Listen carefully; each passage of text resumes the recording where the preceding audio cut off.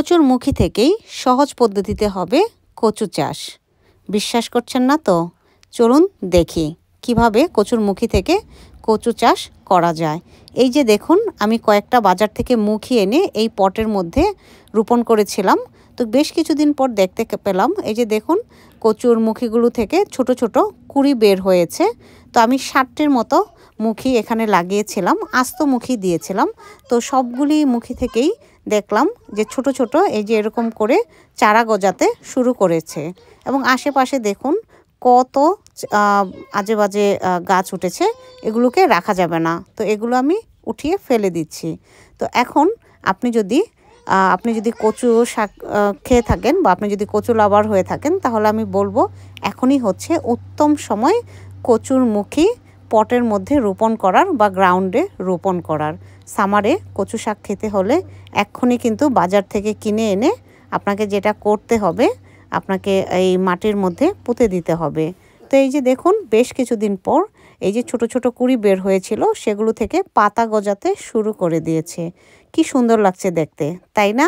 আমি তো খুব খুশি, কারণ আমি আর বেশ কিছুদিন পরেই কচু শাক খেতে পারবো। তো এই যে দেখুন, প্রায় 15-20 দিন পর আমি দেখলাম এই যে মুখীগুলো থেকে ডালপালা ছড়াতে শুরু করেছে, পাতাগুলো একটু একটু বড় হচ্ছে, অনেক আনন্দ লাগছে। তো আপনারা যারাই কচু শাক খেতে পছন্দ করেন, আপনাদের কোনো টেনশন নেই, ছোট পট কিনে ফেলুন এবং কিছু মুখী কচু কিনে ফেলুন, কিনে এনে পটে দিয়ে দেন। দেখবেন বেশ কিছু দিনের মধ্যেই আপনার এই যে মুখীগুলো, সেগুলো থেকে কচু শাক হয়ে গেছে।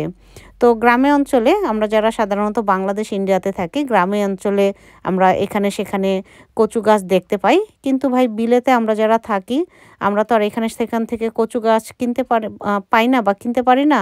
তাই আমাদের নিজেদেরটা নিজেদেরই চাষ করে খেতে হয়। তো এক্ষুনি মুখী কচু নিয়ে আসুন, আপনার যে আশেপাশের এশিয়ান দোকান আছে সেখান থেকে এনে লাগিয়ে দিন পটে।